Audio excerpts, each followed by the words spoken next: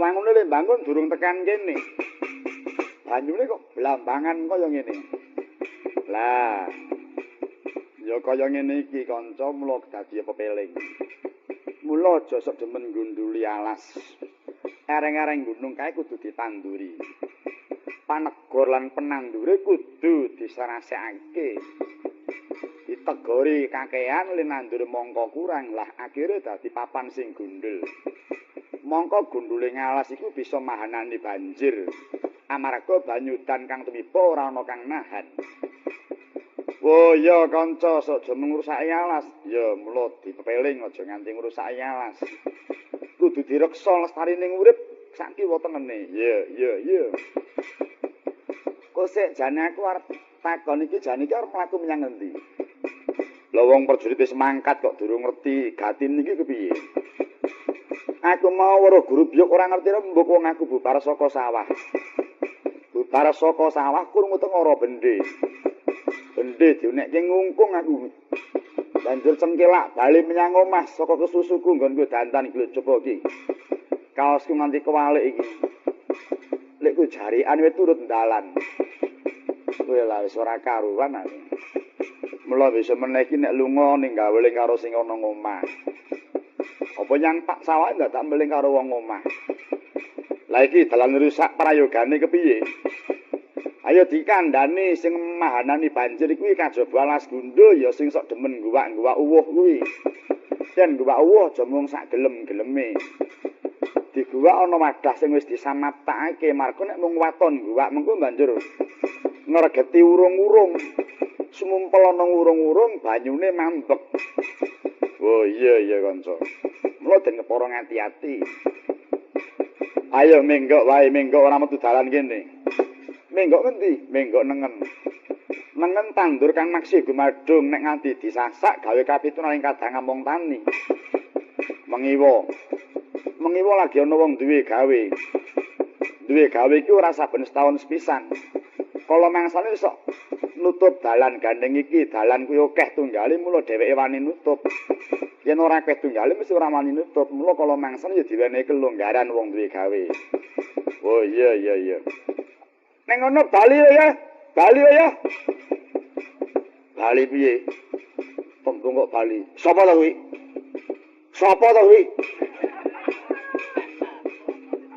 Oh, ora sembodo. Sapa kuwi? Ana wong prajurit didokok ngarep kok ning parigawe bali iki karepe piye? Didokok ngarep iki rak dadi pimpinan. Dadi pangarsa kok bali dalan wis ora paedah. Mula ya sakjeng urip ora tau mundhak. Marga ora kuat didokok ngarep. Lah terus kepiye? Ayo padha didandani dalan iki. Lha apa eneng tentara kok dandani dalan? Oh lah, rak kari nonton prajurit rak ngono. Lah wong iki tentara Orde Baru iki kudu beda. Tentara zaman saiki iki kudu ngerti karo kahananing bebrayan agung. Luwih-luwih saka kang mangarsani awake dhewe wektu iki kudu manunggal karo bebrayan. Marga prajurit tanpa manunggal karo bebrayan, ora ndayani apa-apa. Mula kudu mat sinamadan. Bebrayan kudu manunggal karo prajurit, prajurit manunggal karo bebrayan. Oh ngono ya. Ayo nadyan iki dalur sak padha didandani. Miturut kewagange dhewe-dhewe. Miturut kabisane dhewe-dhewe. Sing bisane nukang ya nukang batu. Sing bisane nukang kayu ya nukang kayu. Sing bisane usung-usung ya usung-usung. Ayo padha nindakake kewajibane dhewe-dhewe manggon nggone dhewe-dhewe. Ku nek wis nindakake kewajibane dhewe-dhewe manggon nggone dhewe-dhewe ora bakal ana suk-sukan. Suk-sukan awake ya suk-sukan batine mesti ora ana. Waton manggon nggone dhewe-dhewe.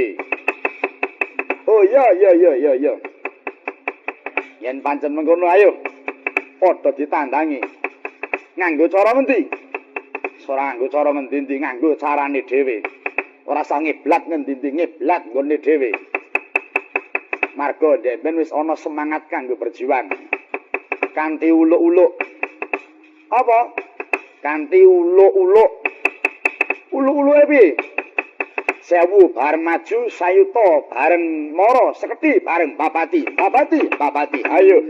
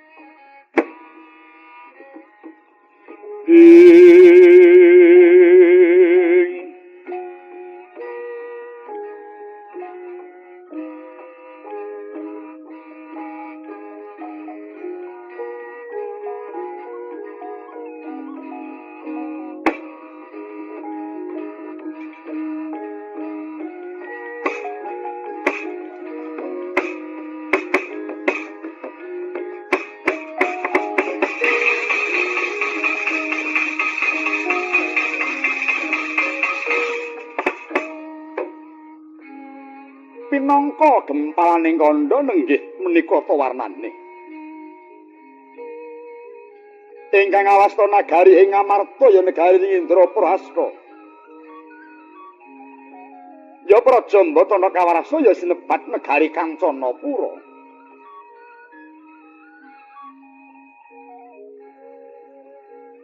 milah awasta negari Ngamarta ingkang mengku werdi papan pepuntoning ilen-ilening toya Jawah inggih papaning pangasrepan sinebat negari Indraprasta katentremaning praja Ngamarta hamung sak para-walaning kasuwargan Mbatana Kawarasa kadhaton ing sekarep udhak Kancanapura pendhapining praja ingkang sarasa sedya Nagari gedhe obore padhang jagati dhuwur kuku adoh marang kuncarane tur kasusura ing manca praja. Lamun dalu kaya rahina labet kateng sosot ingkang pinangkara renggan. Katitik sarasah lan batur pansedaya wage wilis linis pita grabet wungu. Liriku wong-wong hangawengi manguning kembang-kembang ingkang jinembangan sami. Pinutra saponto-ponto pemantane sarwasari. Pepethetane pinatut anut tepi mangapit-apit pinintos papan-papane tarutiri sinusun sepasang-pasang. Pasanging gapura pucak jumrut sasengkir gedene. Saking mandra wange kuwung-kekuwing nawung wilis lir teja ngemusudama.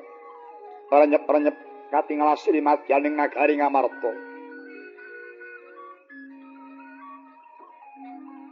Parandening mangke praja Ngamarta pasemone kaya dene Basanta katawing hima. Labet mendikati lar dening para Pandhawa.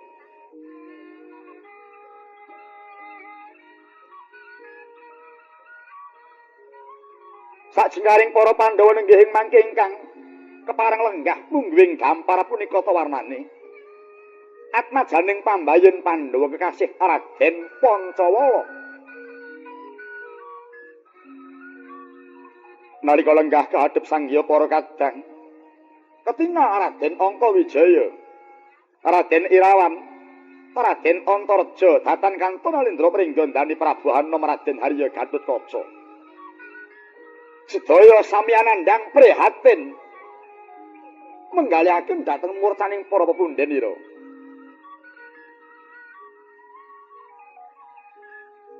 Katingal tingtrim kawontenaning pandhapi kaperbawan dhateng duhkitaning sedaya para putra.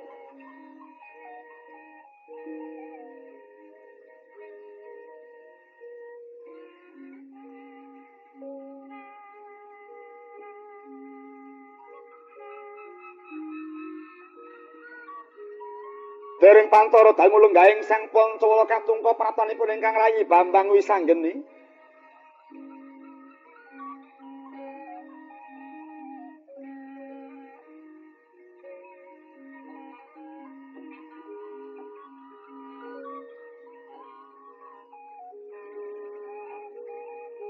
Kadodo enggalih Sang Pancawala diping mangke nampi dhateng prataning Bambang Wisanggeni teka mangkana wijining pangendika ingkang dering kawiyosing lesan.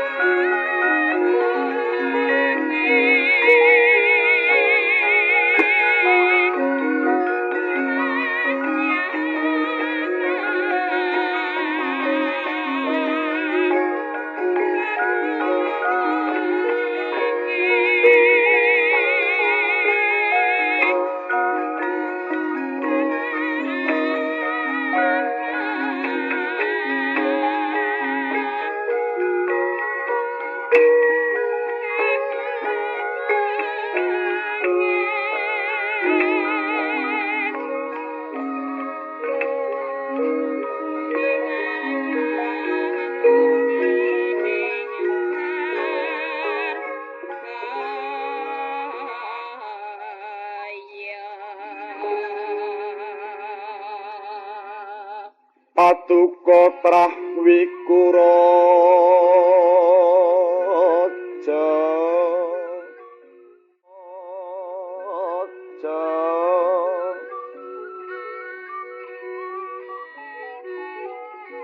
wijiling dewa utama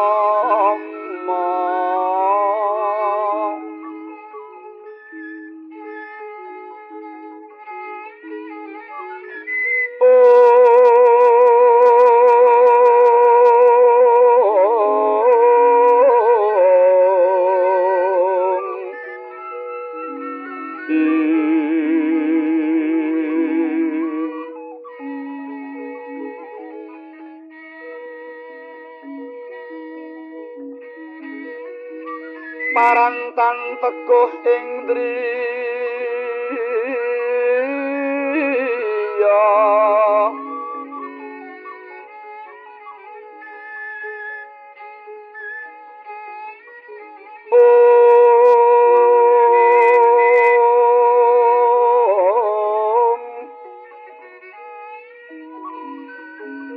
kagiwang marang wanodya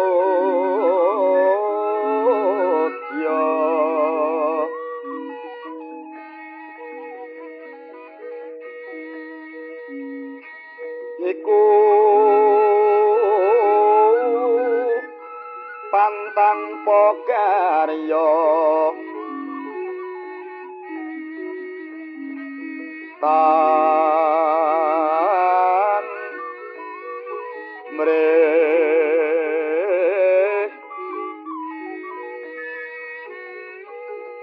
harajaning salira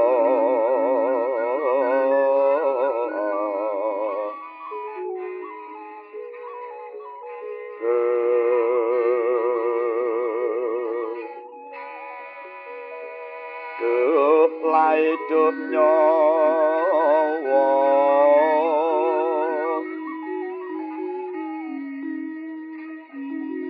ing tocobaning sukma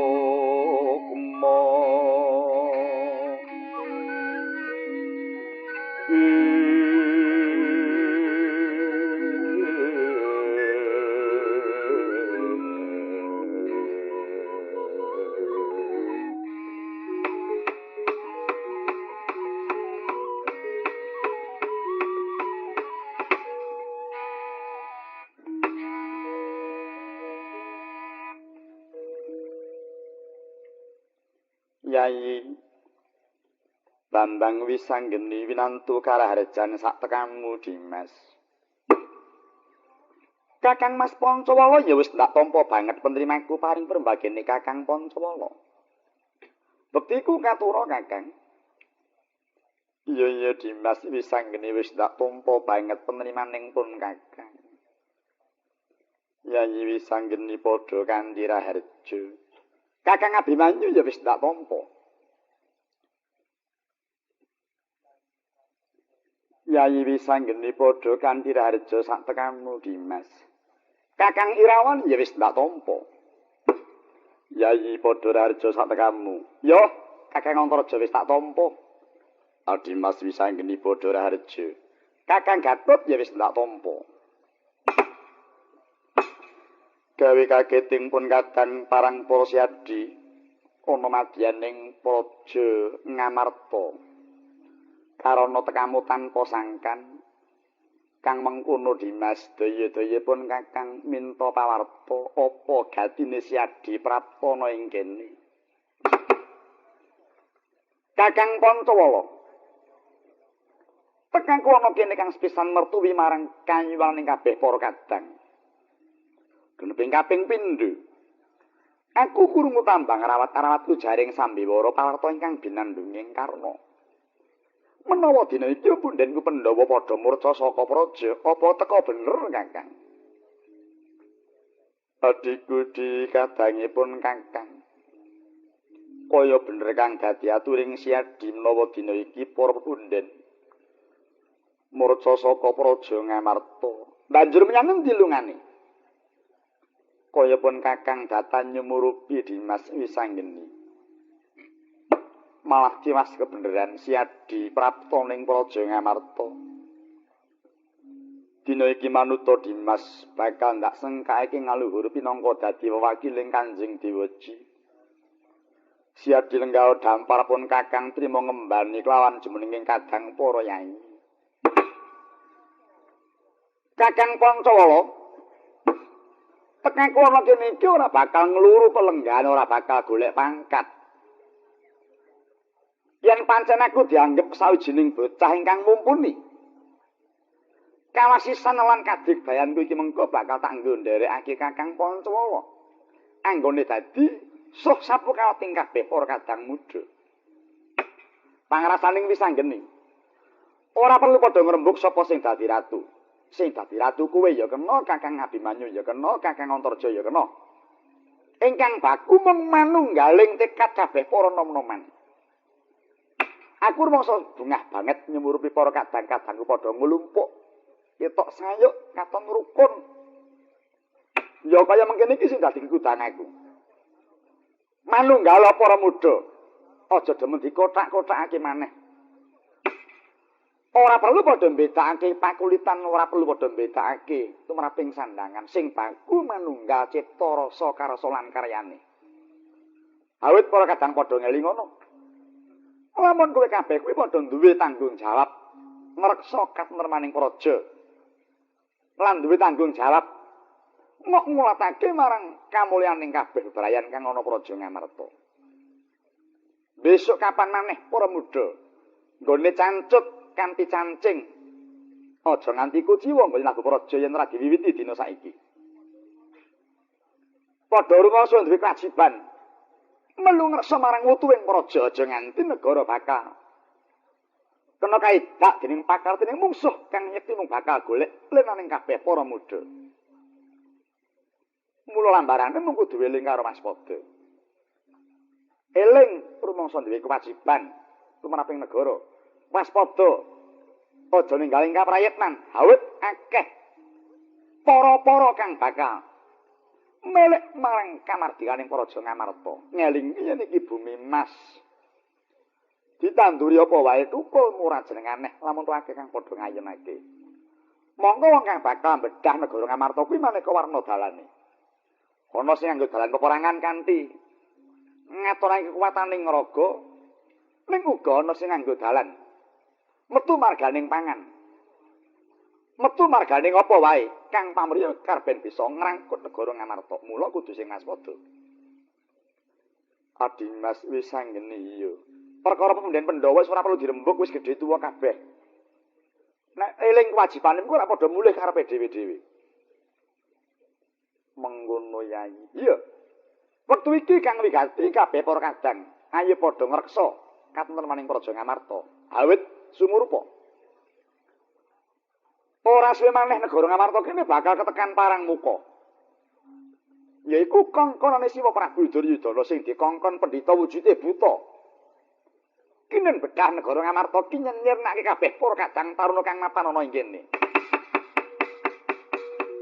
Leng-lenging triya mangu mangun kong kang duwan rimang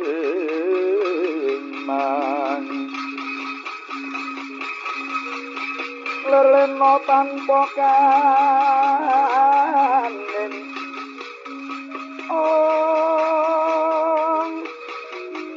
yang tang tulus mengku sang Hyang Utama mangkono wuwunya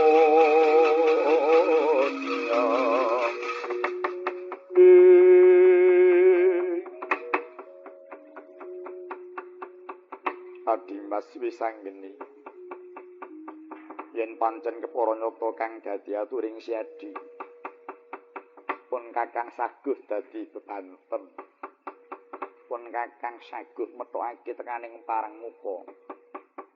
Ya yai, nadyan pun kakang semono uga. Remuk pinangka sawur utung pinangka sawat ndak tekati jer pun kakang ngrungkepi marang kamardikaning praja. Adi Mas Wisanggeni ora susah dadak melu cawe-cawe pun Kakang Antarja kang saguh nrenggulang. Pendak padang katon alane Prabu Duryudana mesti kanggo marang kamardikaning liyan. Adi Mas Wisanggeni, aja kuwatir pun Kakang kang saguh dadi bebanten ana palagan. Ya, bungah banget atiku. Isih katon padha manunggal tekate. Ngatonake gumregahe ngrasane. Tukul tanggung jawabe perlu kanggo bebetengi Praja Ngamarta. Yayi Wisanggeni, apa Kakang? Digandhengan arep ana parang muka kang prapta dina iki malah babar pisan tak pasrahake si Adi. Ya. Kakang kang pinangka dadi tuling para muda, ora perlu jengkar saka pelenggan. Ayo kabeh para kadang, enggak tak pethokake temeka sak jabaning Praja Ngamarta. Upama dadi sulaya aja nganti ngrusak wangunaning Praja Ngamarta. Ayo bebarengan pun Kakang Dimas kabeh wae para kadang ayo ing kandhakan dibudal dina iki.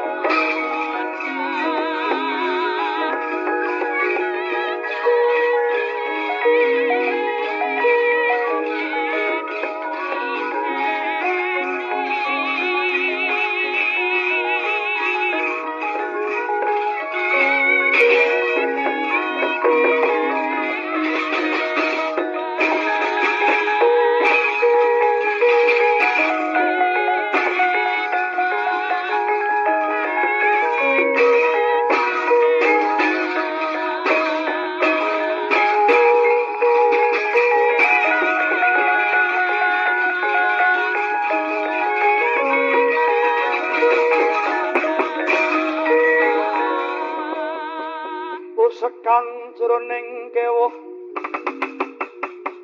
mandikata nguncraing pedhangipun kang ketaman praja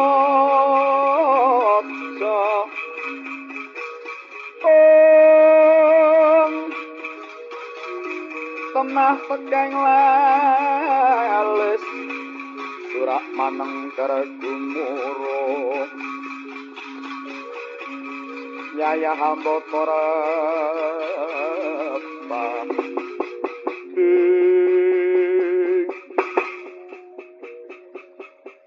durung nganti aku ngwengake korining gapura wis gergancang ana dedalan ora pangling Antareja Siwa Kartomarma dasar kepara nyata Antareja pranakan Pandhawa sing ana pendopo sing tuwa dhewe sapa kowe takon kowe perlu apa sing dadi tetuwangganing pranakan Pandhawa kon mrene kon nyembah gelamaanku tak bondo tangane tak gawa bali nyang Praja Ngastina aturake ka Prabu Duryudana. Nadyan kowe durung muwus aku wis ngerti karepe Kurawa teka kene. Kowe teka kene ngiringke pendhita buta kinen bedah negara Ngamarta. Iya apa ora? Wah. Was kita temen.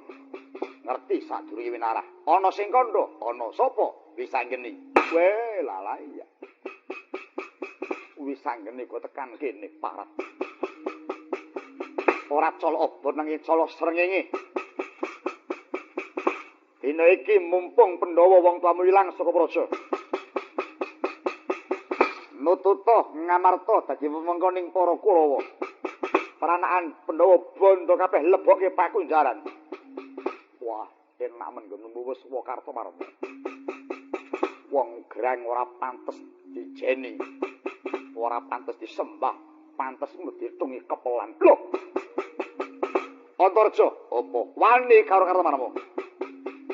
Apa kang tak wedeni babu, babar bopo. Ora gelem ngulungake negara Ngamarta kelakon bengkah dadamu, ora minggat hadiaran kuwi Kartomarma.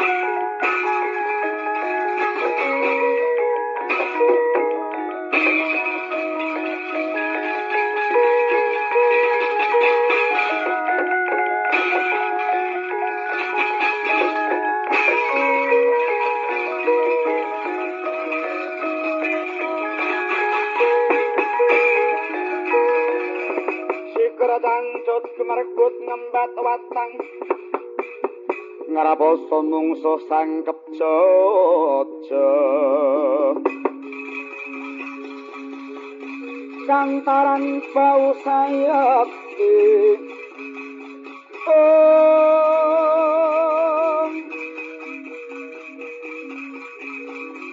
Singolena prateng lampus sirna madyaning palugon sirna madyaning palugon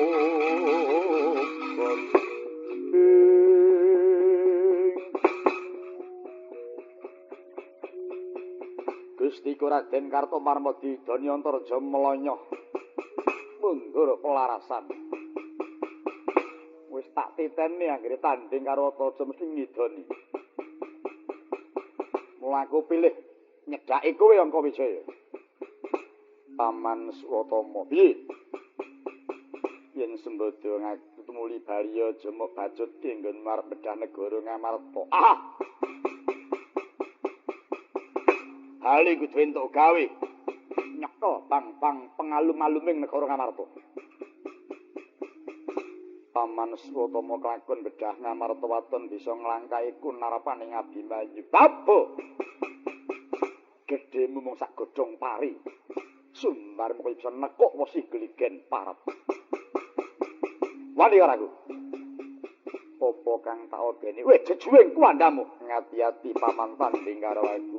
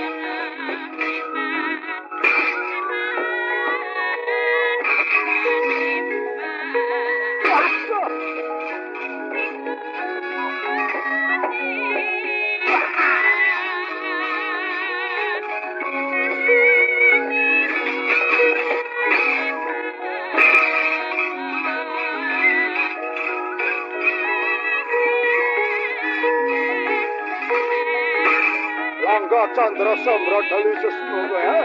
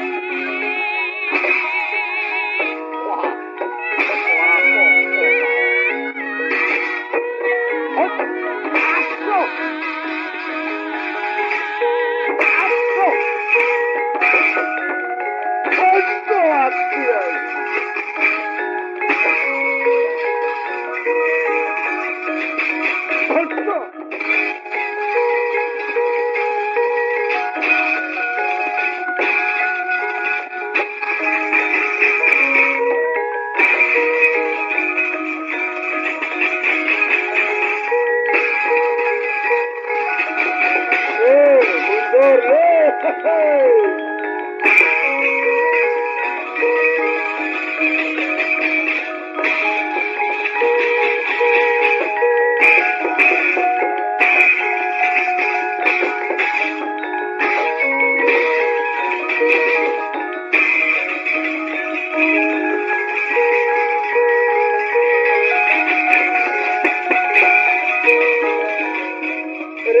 sang Gatotkaca Timan Mapakarko Suko